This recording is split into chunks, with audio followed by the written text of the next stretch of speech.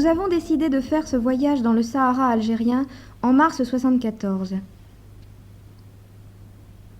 Au cours des 4 mois qui nous séparaient du départ, tous nos temps libres furent consacrés à la préparation. Problèmes administratifs et rassemblement du matériel étant rapidement réglés, nous nous sommes occupés de la remise en état et du renforcement des 2 machins qui nous servirent de véhicules.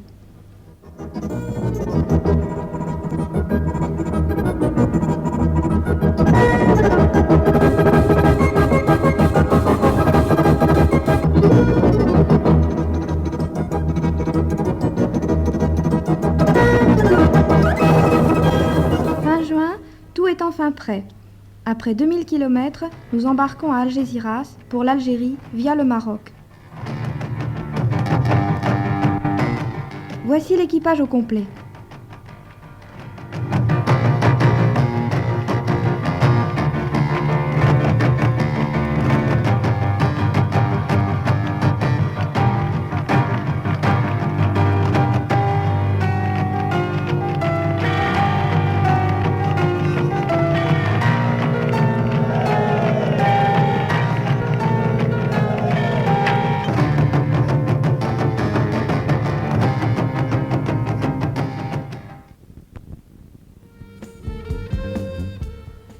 Kilomètres de Maroc, et voilà Beni Ounif, douane algérienne. Le Sahara est proche.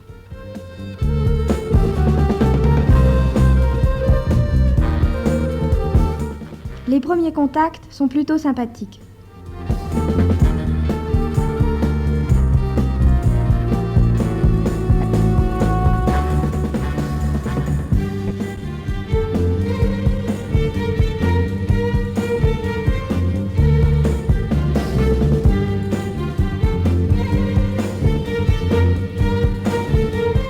Les dunes, aspect classique du désert, n'en couvrent en fait qu'un 5e. Certaines se déplacent au gré des vents, s'amassant sur la route ou la piste.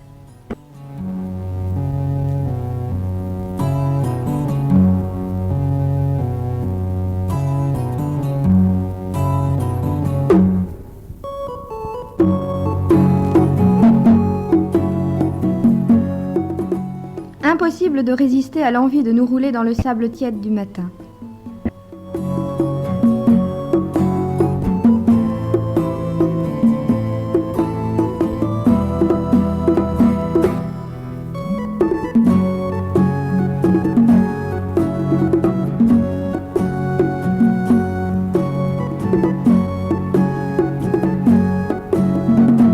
Le Grand Erg occidental est une des plus importantes concentrations de dunes, 300 km sur 150. Elle surplombe Taguit et Beni Abbès, de très belles oasis à la limite ouest de l'Erg.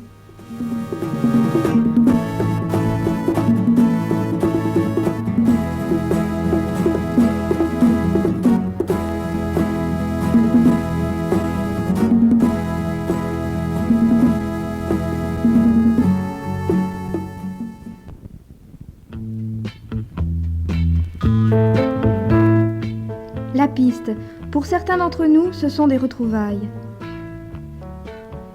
Il est des pistes bien tracées par l'homme, où il est impossible de s'égarer. Mais la piste, ce peut être aussi des traces de véhicules sur plusieurs dizaines de mètres de large. C'est là que commencent les difficultés, c'est là que nous apprécions réellement le désert.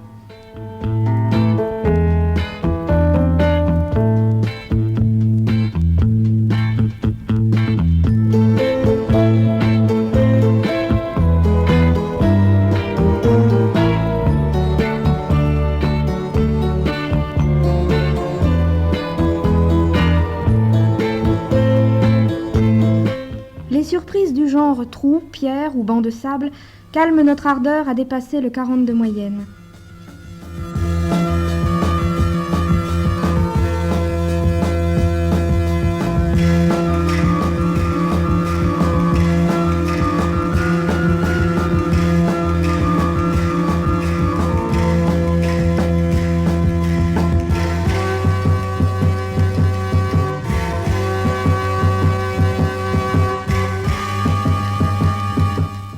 Notre présence sur ces pistes peu fréquentées est connue des autorités. En effet, nous sommes tenus de signaler chaque départ et la date estimée d'arrivée à la localité suivante.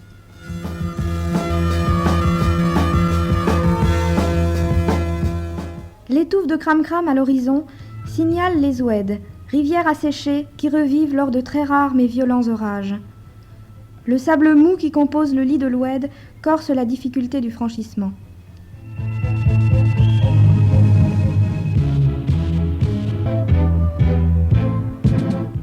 Le sable est notre grand ennemi. Mais cela ne suffit pas. Il faut aussi toute l'énergie féminine pour s'en sortir.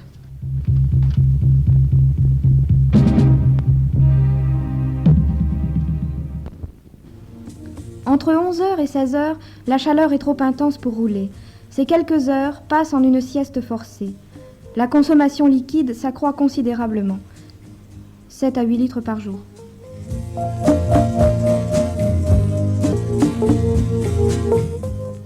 Dans les villages, nous sommes des curiosités, et les enfants, comme dans tous les pays arabes, se précipitent vers nous.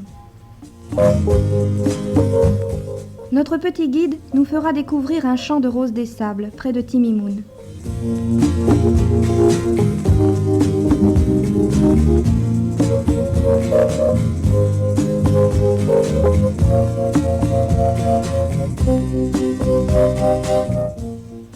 Tout voyageur du désert se doit de tourner 3 fois autour du marabout de Tesnou pour avoir la chance avec lui. Nous sacrifions à la coutume, sachant que cela pourrait toujours être utile.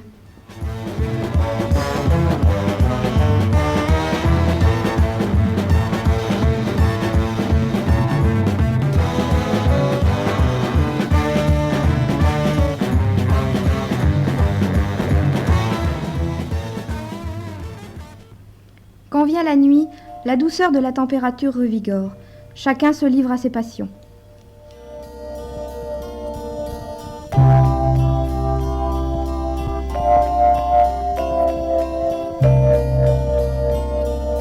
Autour du feu, les yeux rivés au ciel, nous contemplons la Voie lactée et son feu d'artifice d'étoiles filantes.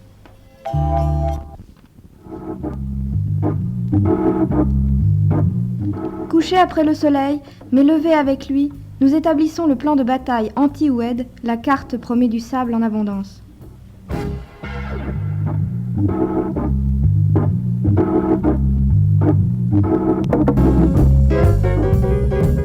Comme d'habitude, ces dames iront à pied pour alléger les véhicules lors des passages délicats.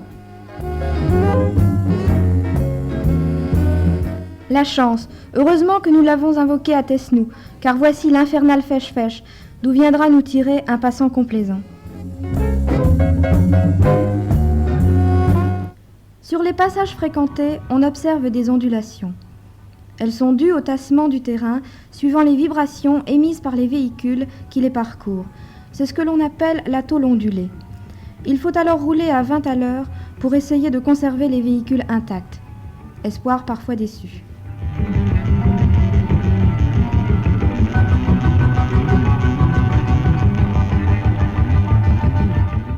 Le tyran nous trahit. Le ventilateur s'évanouit.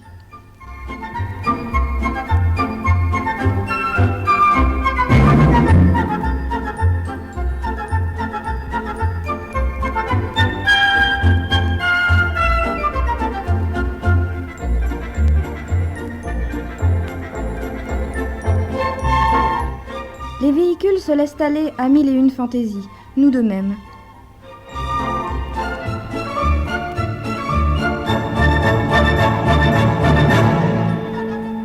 Cette fois-ci, la panne n'est pas réparable sur place. Nous remorquons jusqu'au village suivant.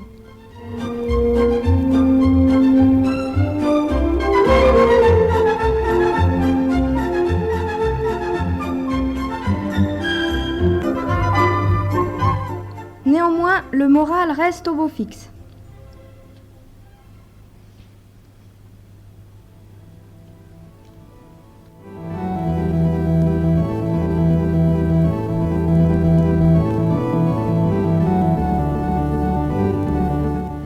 Au point d'eau, c'est la ruée, la frénésie du nettoyage.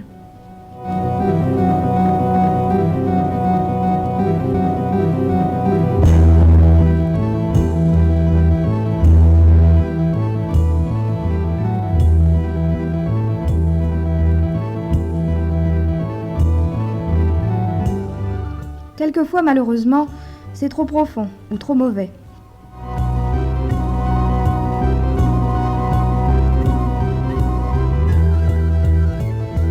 Eau égale vie. Une fois domptée, c'est une certaine richesse.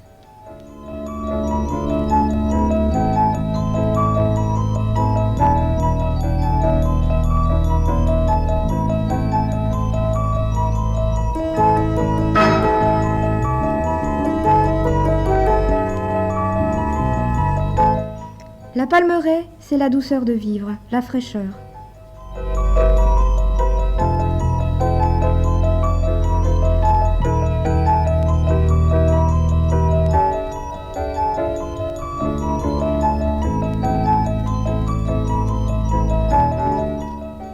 Le bonheur de l'homme, c'est aussi celui des animaux.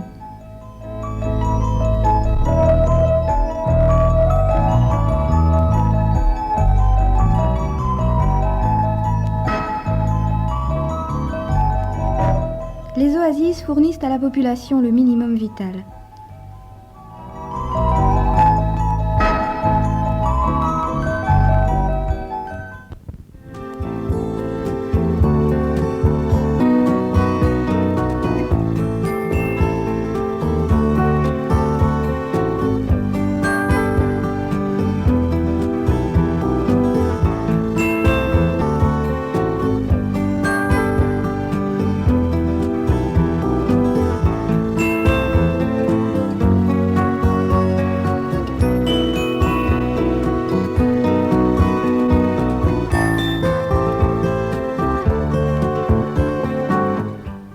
C'est une gourmande.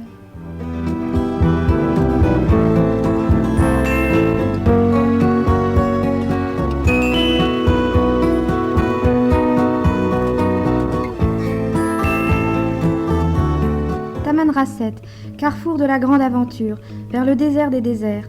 C'est aussi la porte du Hogar.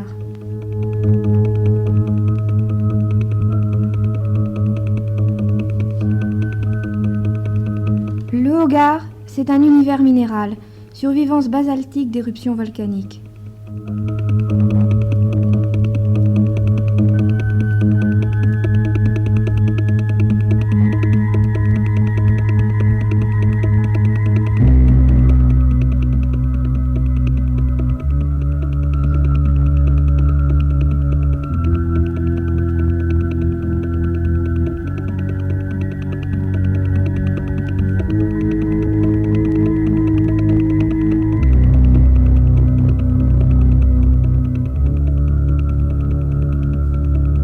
À perte de vue, des éboulis rocheux. La végétation est presque inexistante malgré la température.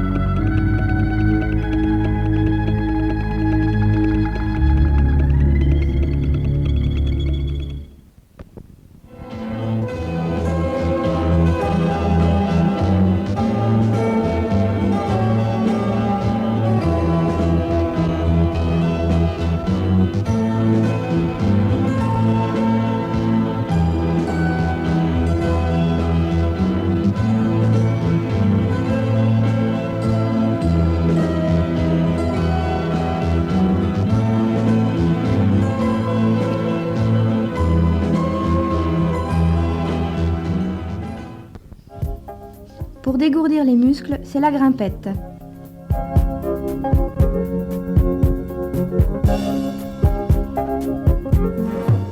Au détour d'un rocher, les Touaregs ont laissé trace de leur passage, le tifinagh et leur écriture. Les véhicules refusent catégoriquement l'escalade. Trop pentue la piste. Ainsi, du dernier point d'eau à 400 mètres de dénivellation et 5 km de là, nous montons par les chemins de chèvre l'eau nécessaire à notre vie là-haut. Là, c'est crème. C'est ce parfait plateau aride, de 2 km sur 2, à 2800 mètres d'altitude. Il abrite un ermite, le père Jean-Marie, et ceux qui désirent faire une retraite spirituelle en ce lieu qui domine le Hogar.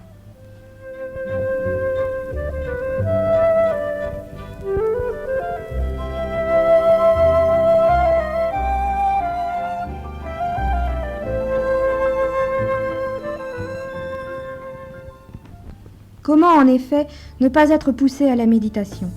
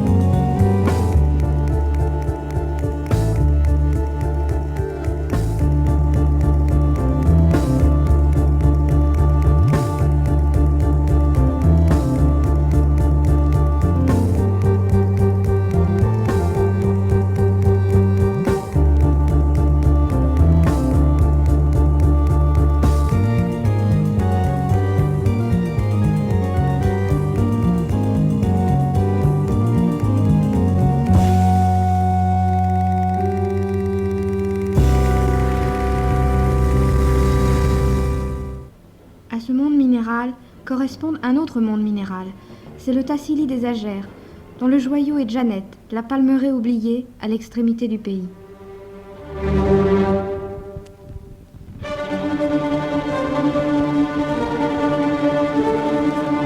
Janet est un jardin, coincé dans une chaîne rocheuse. Les habitants sont sympathiques et confiants, les femmes rieuses et moqueuses, contrastant avec les femmes effacées du Nord.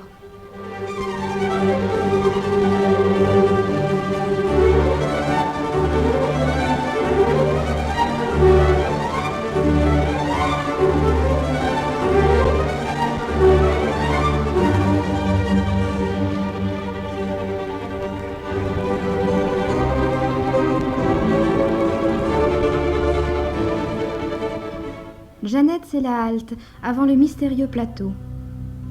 L'accès particulièrement difficile le rend inviolable sans guide.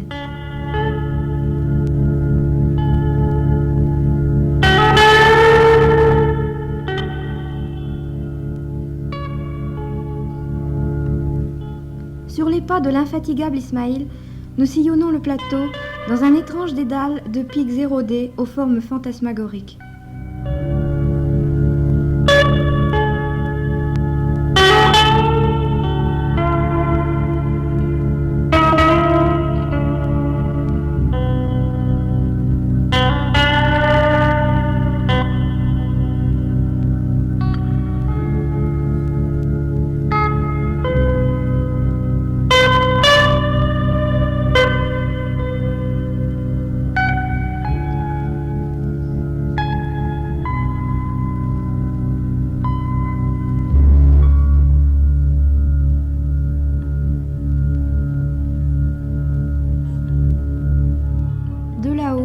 Nous apercevons la Libye.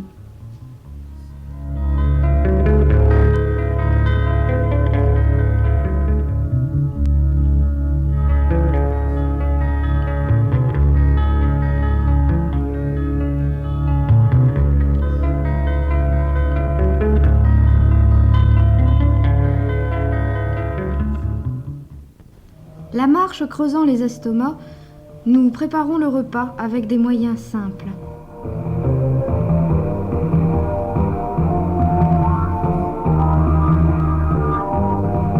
C'est en même temps l'initiation à la cuisine touareg.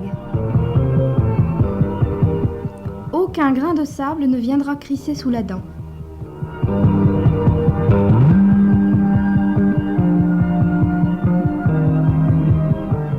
Œil perçant, pied agile, geste preste, le guide attrape ou évite les habitants du sable, inoffensifs ou dangereux.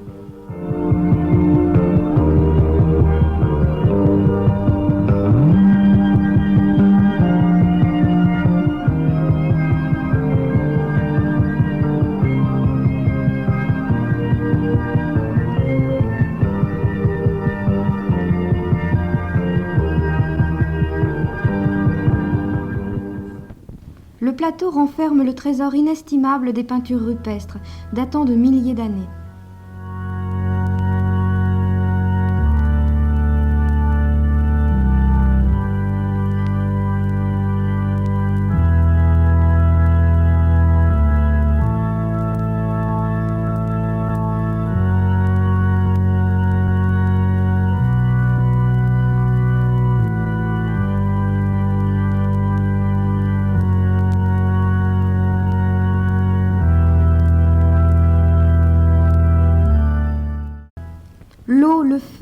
le vent, le soleil, la terre, la vie est simple mais rude. Nous vivons hors du temps, dans un décor de fin du monde.